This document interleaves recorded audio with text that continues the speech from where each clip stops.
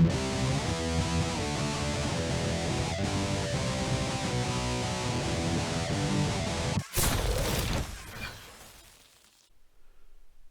YouTube, welcome to another episode of Angry Dave's Adult RC.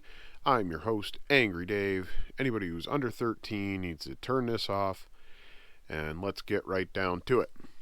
Today we're going to start a new build. We're going to build a crawler for a friend of mine.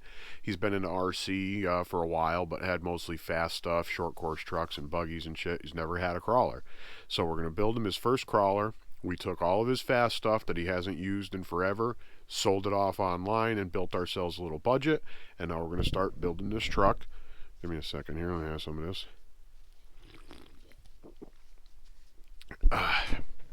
Been a long day. Need a little brew. Anyways, so let's take a look at what we're building. This is an SCX-10. Yes, that's what I said, an SCX-10. Not a 2, not a 3. Get the fuck over it. It's not the latest truck. It doesn't have to be. How many hot rod shops have you ever seen that build 2020 vehicles? None. They all build old shit because old shit is cool, and there's no difference in RC. There's tons of classic vintage vehicles that were awesome when they were made, and they're still awesome now, and they can usually be had for a little cheaper than new shit, depending on what they are. So we picked this one up, used obviously, and it's got a little bit of work done to it already. Nothing amazing. It's got these Chinese knockoff wheels and tires. We're going to lose those. It's got some aluminum steering parts on it already. We're going to change those out for some other stuff. It does have a chassis mounted servo kit. We're going to use that. It's got a forward mounted battery kit. We'll probably use that. We'll probably use these skid plates that are on there. It actually had, these pieces are a lift kit, suspension lift, and we're going to go for performance with this truck, so we're not going to be using the lift kit to lift the suspension, but as you can see, this front one here, I turned it sideways already, and it lays the shock back quite a bit, so that'll get the suspension lower and make the shock easier to compress, should give us a little bit more flex. So the first few things we're going to do before we really start modding and building are we're going to catch up on some maintenance because I'm not sure really how well it was taken care of. So we're going to open up the transmission, inspect in there, and then make sure the bearings are good, pack it with waterproof synthetic marine grease and put that back together. And then we're going to do the same thing with the axles. We'll rip the front apart, rip the rear apart, make sure those are all nice and lubricated properly, make sure the bearings are good, and then we'll start putting on goodies.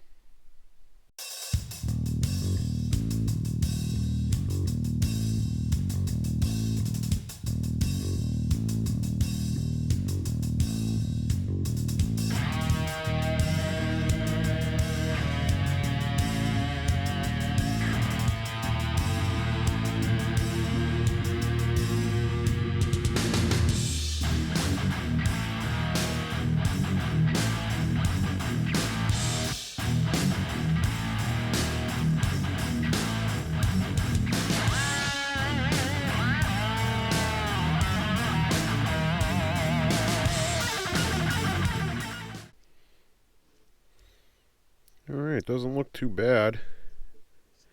I don't see any damage to any of the gears really. A little dirty. It's a little dry.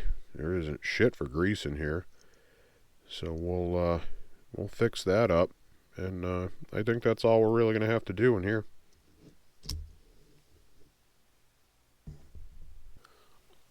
Alright, time to get some grease in this motherfucker.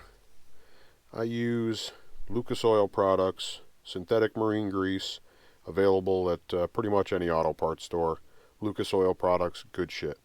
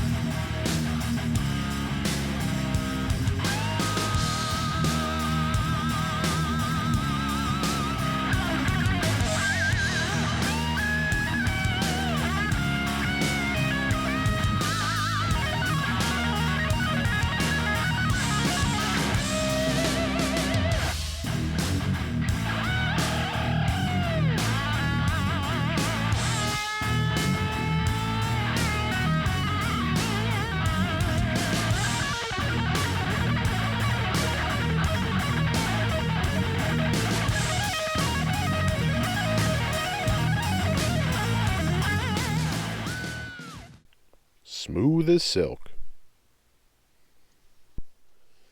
Alright, so everything is lubricated the drive shaft joints.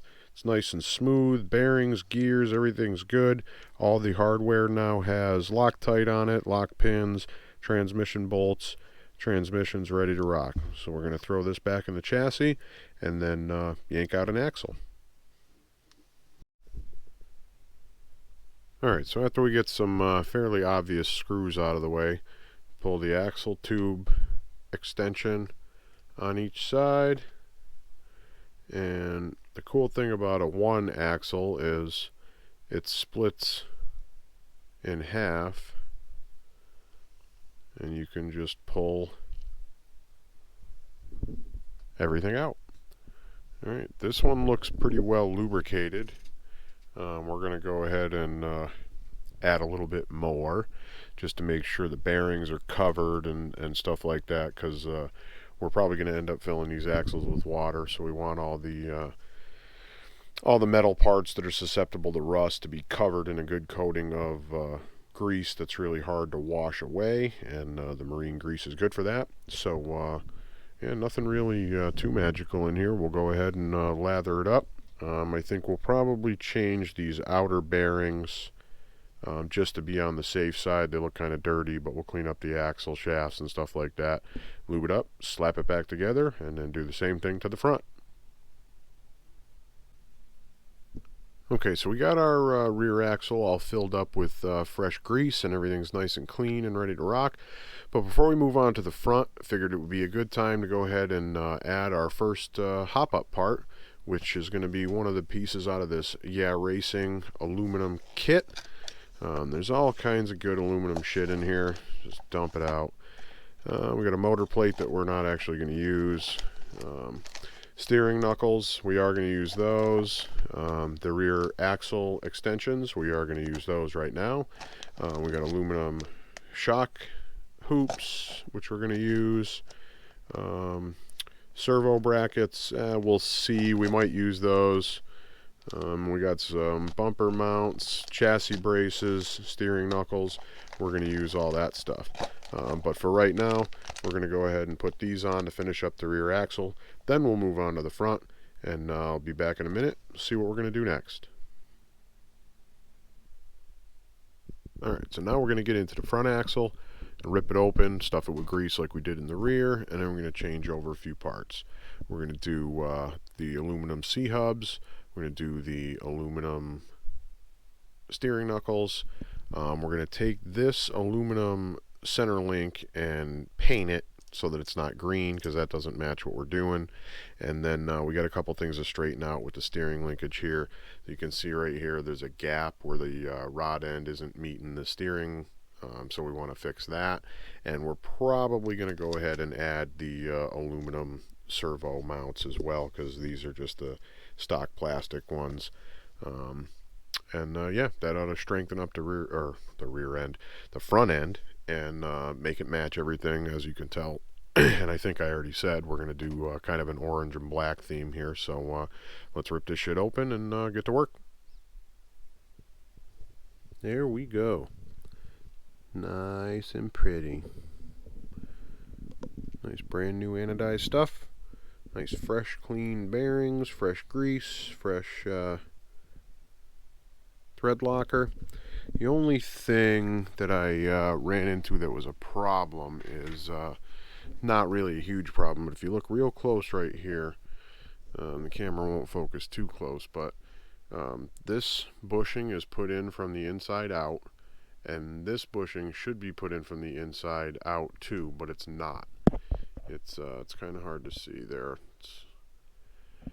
The machining on these parts is not perfect. There's not quite enough gap in between there to fit the bushings in the correct way.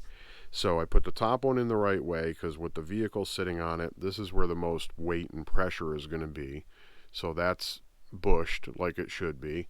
And then the bottom one I just put in from the bottom. The bushing is a little bit longer than the piece of aluminum that it goes through. So once you put the screw in and tighten it down, it doesn't clamp. It still steers just fine. It shouldn't be a problem, but if you're using these parts from Yeah Racing, that's something you want to be aware of.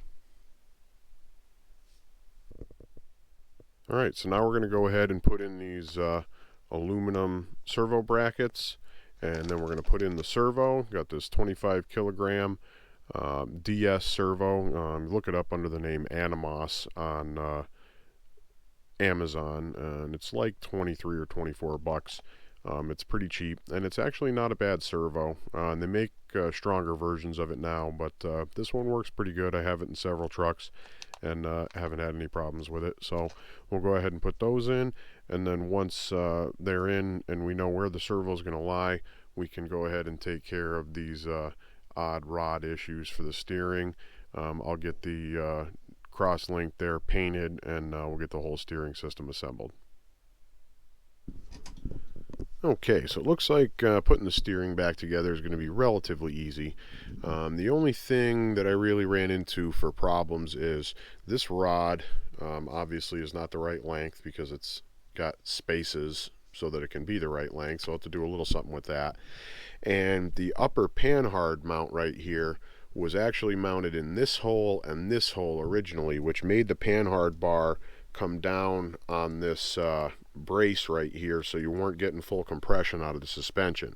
So I drilled a new hole in this position right here, moved the mount forward, screwed it in, nothing big. This servo mounting plate has all the holes drilled and pre-tapped, so all I had to do was punch an extra hole in the frame rail, no big deal. So from here we'll go ahead and install the aluminum servo brackets, bolt in the servo, and then figure out a way to replace or modify this arm so that it's a little more sturdy. And yeah, nothing magical, just screw everything together and the steering's done. There we go, looking good. Got the servo in there. It was a good time to go ahead and throw the front bumper mount in there and get that out of the way since we're working in that neighborhood anyways. Got the front steering link painted black so that it's not odd green that doesn't match anything. And we found this nice RC four-wheel drive faux steering stabilizer steering link in the parts drawer, and it's adjustable length, which worked out perfectly. So now we got a nice solid steering rod. Found a servo horn, aluminum one in the parts drawer as well that fits a little bit better, clears everything that's in there. There's not, you might not be able to see, but there's not a lot of room at the back of that horn before you are into the panhard rod. So everything is lining up, everything's clearing, everything's flexing, full range of motion and everything like that. So pretty happy with that. So let's take a look at the parts box and see what we're going to tackle next. Looks like the next thing we're going to do is going to be some suspension and chassis work. We're going to get the shock hoops mounted to the chassis, get the rear bumper mount and the chassis cross brace installed, and then we'll take these wishbones and get them positioned the way we want, and break out the shocks and play with angles and heights and things like that to make sure we're getting the flex out of the suspension that we want.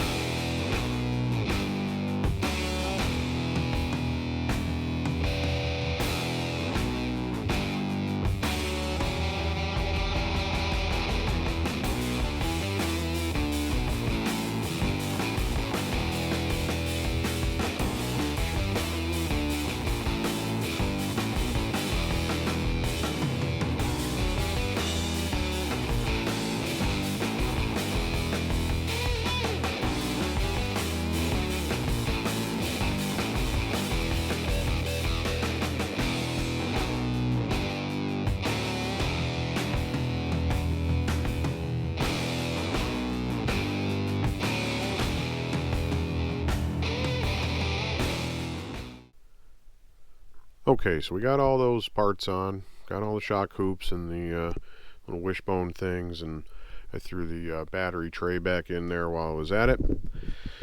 So now we're going to go ahead and get the shocks on it and start playing with the adjustments for angle and height. I haven't Loctited any of these wishbones on so that we can take them off and move them around.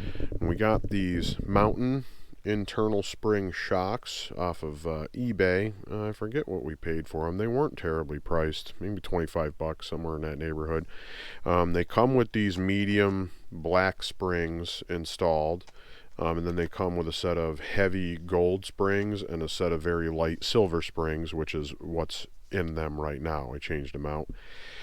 This truck's going to be pretty light overall. It's getting a Lexan body. We're going to be keeping any of the weight that we do add as low as possible. So light springs should give us a little help with the flex. So let's go ahead and get them attached to the axles, and then we'll start screwing around with angles and see what we come up with. Yeah, those shocks look pretty good on there. I like them. We'll have to wait, obviously, until we're out on the trail to see how they perform, but they look pretty good. And the orange caps kind of matched the theme we're going for, so that was... I don't remember if there was a color choice on those or not. It might have been on purpose, might have been by accident, whatever, not important.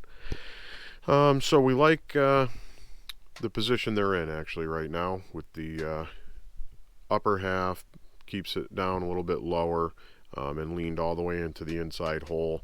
That'll make it nice and easy to compress the shocks. We can always go back and adjust it and fuck around, move it later if we have to. But I like where it is right now, so we're going to go ahead and Loctite the bolts in place. And then I haven't decided what I want to do next yet. We're either going to do wheels or electronics. Let's see. Alright, so as you can see, I decided to do the wheels next. Get this truck up into a full roller before we throw the electronics in it, because I know as soon as we can power it up, I'm going to want to put it around the shop and make sure everything works properly. So we got the Proline Hyrax Predator compound 1.9 by 4.75s. Got the Crawler Innovations 2-stage competition foams. Got some knockoff method beadlock wheels, and some wheel weights to get a little bit of weight down low for traction and center of gravity. So let's bust out a whole bunch of Loctite and a driver and put 10 million screws in.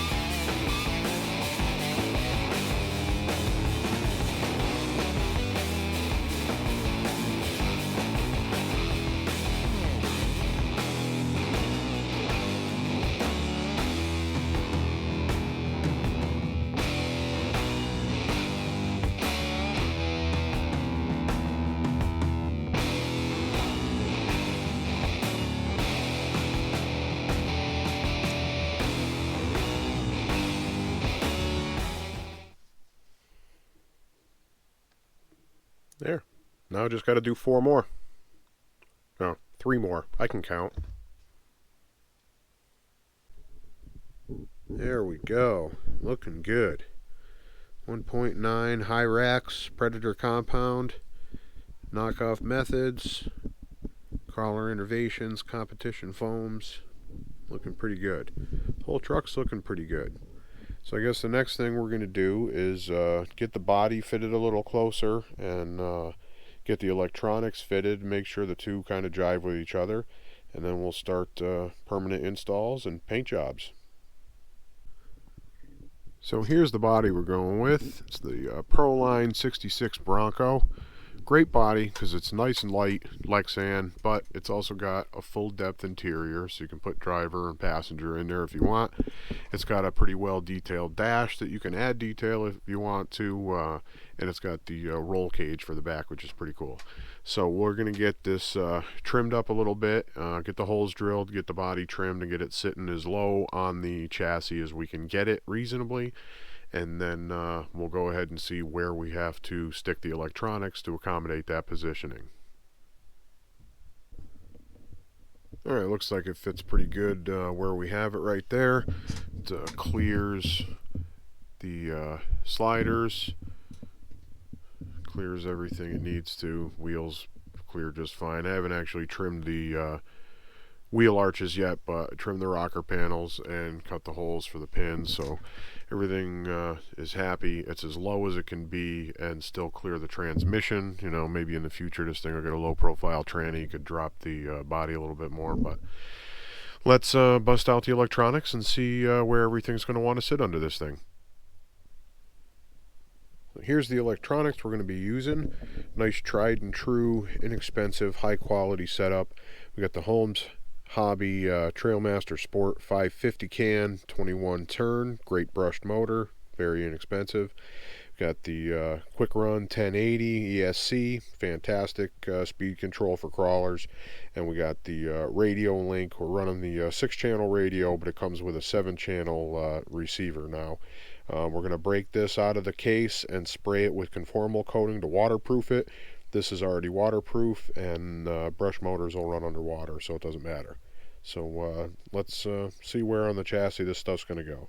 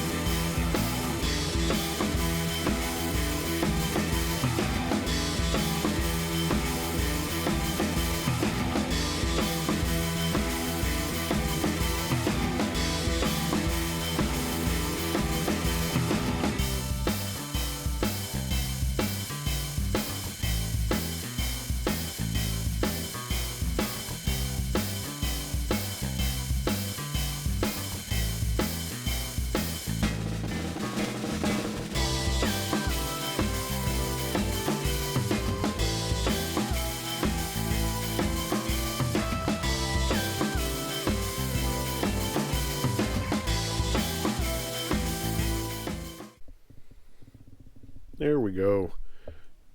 Soldered to the motor. Got the Dean's plug on there, ready to rock and roll. Got all the wires tidied up. We'll probably build a little shroud right onto the bottom of the body that sits around the receiver to keep heavy splash and mud and stuff like that from hitting it. But aside from that, we're in pretty good shape. The wiring's all nice and tidy, ready to rock. So now it's time to turn our attention to the body. So as you already saw, we're going to be using the Proline 66 Bronco. Has a nice dashboard and cage. So we're going to go ahead and mock up the cage and everything, make sure everything fits, and then we'll start laying out the paint job.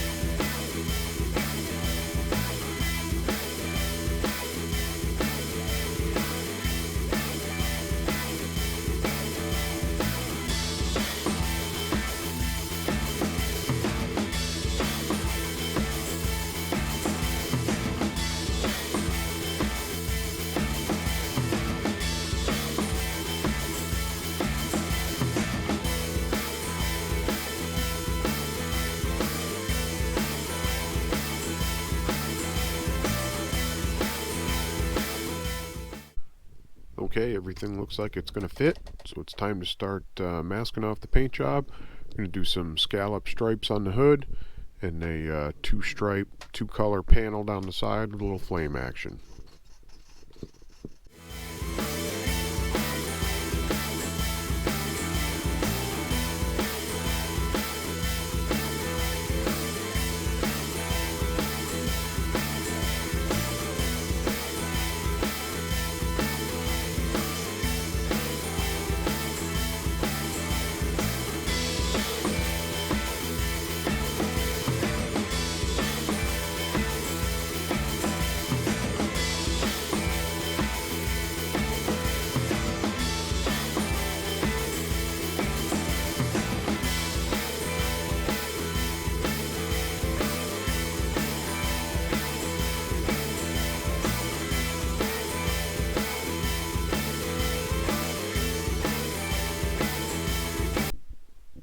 So there's the dashboard all done. I think it came out pretty good. And we got the little Ford logo in the steering wheel. Some chrome accents. Nice gloss black. Alright, time to get to the rest of the body.